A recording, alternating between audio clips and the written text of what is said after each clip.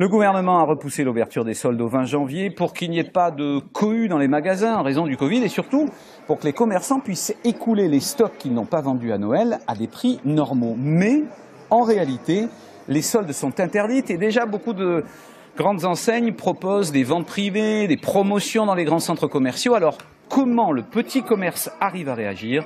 Exemple à Grasse avec Véronique Varin et Éric Jacquet. Malgré les décorations, les fêtes sont bien finies. Mais la crise sanitaire continue. Elle a même eu raison des soldes repoussés à fin janvier. Une calamité pour beaucoup de commerçants indépendants. Les clientes attendent les soldes. Elles savent plus entre les grandes chaînes qui font des ventes privées, des 10% ce week-end, 10% un autre week-end. Ça nous aide pas. Nous, on a été obligés donc de faire des ventes privées, de faire tout ce genre de promotion pour nos clientes, pour les attirer, les faire venir et pouvoir travailler un petit peu. À quelques mètres de là, Patricia Gauthier partage cette analyse. Pour elle, le décalage des soldes couplé au couvre-feu anticipé a déjà un effet négatif. L'activité est en baisse et je pense que les gens attendent les soldes. Et selon le chiffre qu'on va réaliser les prochains jours, on va devoir faire des soldes privés pour essayer de compenser parce que les gens n'attendront pas jusqu'au 20 ou alors on risque de ne pas travailler jusqu'à cette période-là. Dans cette boutique non plus, le propriétaire n'a pas vraiment compris le changement de calendrier, mais lui refuse toute stratégie commerciale de circonstance. Peut-être que la volonté était d'éviter des attroupements après les fêtes, ce qui n'était pas une mauvaise idée. Bon, on joue le jeu, on va attendre le 20 janvier. On essaye de faire des petites promos pour les clients, mais de manière très soft, pour jouer le jeu et puis pour respecter la date des soldes. Dans le centre-ville grassois, il n'y a que peu de boutiques qui bradent avant l'heure. Mais quel que soit leur positionnement, tous les commerçants déjà fragilisés redoutent surtout un nouveau confinement.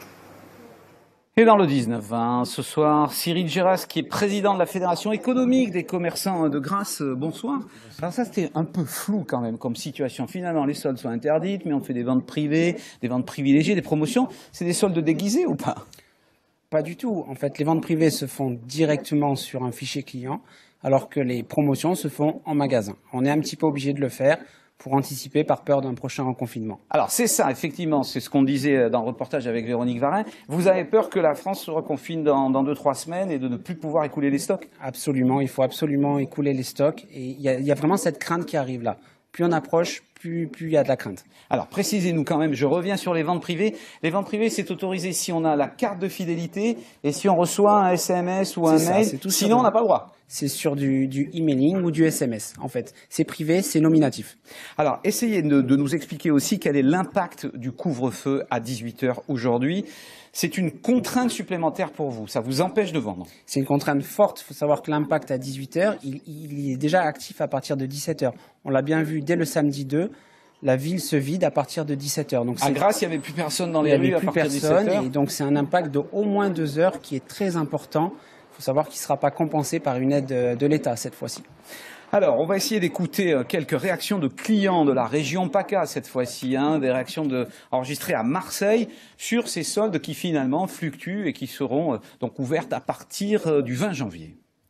À mon avis, il y a beaucoup de promos, surtout après les fêtes et le Covid. Je crois qu'il y a des prix extrêmement intéressants. Ça n'existe plus les soldes.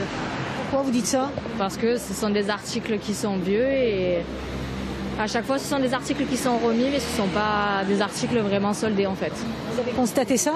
J'ai travaillé en boutique donc je parle en connaissance de cause. Ouais. Finalement de nos jours, est-ce qu'il y a vraiment des bonnes affaires? C'est ce que je me dis. En France, c'est comme maintenant partout, on dit qu'il y a les soldes en janvier, mais en fait elles sont toute l'année les soldes. Vous voyez par exemple, il y a un magasin juste à côté, vous avez du moins 30%. Et sur le deuxième article, si vous prenez 2 articles, vous avez un moins 40% il me semble, de ce que j'ai vu sur la vitrine. Vous avez plein d'autres choses comme ça. Qu'est-ce que vous attendez des soldes cette année? Qu'elles soient intéressantes parce qu'il faut un peu nous remonter le moral, je pense. Il y avait une belle remise et j'ai profité de l'occasion. Moins combien? Moins 50%. Je ne vais pas faire les soldes cette année. À cause de quoi? À cause de mon mari qui a perdu 30% de son salaire et moi qui ai perdu mon boulot. Voilà. Merci Covid. Alors, dans ces réactions, il y a quand même 3 notions importantes. D'abord, ils sont pas dupes. Ils disent finalement, il n'y a pas les soldes, mais il y a des réducs. Donc, vous vous rendez compte aussi de la clientèle qui finalement comprend le système. C'est la pagaille. Clairement, c'est la pagaille. C'est la panique pour les commerçants et la pagaille pour les clients. En effet, je peux comprendre. Alors, est-ce que vous avez aussi des personnes qui, comme la dame qui était interviewée, dit finalement, j'y arrive pas. Les soldes, malgré les remises, on a eu une baisse de salaire, on a eu du chômage partiel, etc. Est-ce que vous avez beaucoup de clients comme ça? Absolument, on le voit, c'est dans des discussions au quotidien. On voit bien qu'il y a aussi une crainte de la part des clients et un pouvoir d'achat qui est réduit. Enfin, on va terminer avec un dossier épineux, c'est le dossier de l'ouverture le dimanche. Quelle est votre position là-dessus? Le gouvernement dit, au fond, les commerçants vont pouvoir, petits commerçants vont pouvoir ouvrir le dimanche. Qu'est-ce que vous en pensez? À Grasse, vous savez, il y a très peu de grandes enseignes. C'est beaucoup d'indépendants, de toutes petites structures. Beaucoup sont seuls ou à deux. Et d'ouvrir le dimanche, déjà en temps de travail, c'est impossible.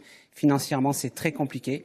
Et on peut voir que le tribunal commence à annuler ses décisions. Alors on ne sait pas trop, en fait. C'est aussi un petit peu une panique. Alors précisez, effectivement, le tribunal a annulé cette décision. C'est dans le centre de la France, dans le Puy-de-Dôme. C'est dans le Puy-de-Dôme, on voit ça. Le tribunal annule ses décisions de préfet. Donc finalement, est-ce bien légal d'ouvrir le dimanche? C'est aussi une question qu'on se pose. Et puis c'est compliqué pour quelqu'un qui est déjà ouvert 6 jours sur 7 Très de compliqué faire 7. de le faire 7 sur 7 et de payer des employés. Beaucoup ont perdu des employés cette année. Donc vraiment, l'ouverture le dimanche, c'est pas si effectif que ça.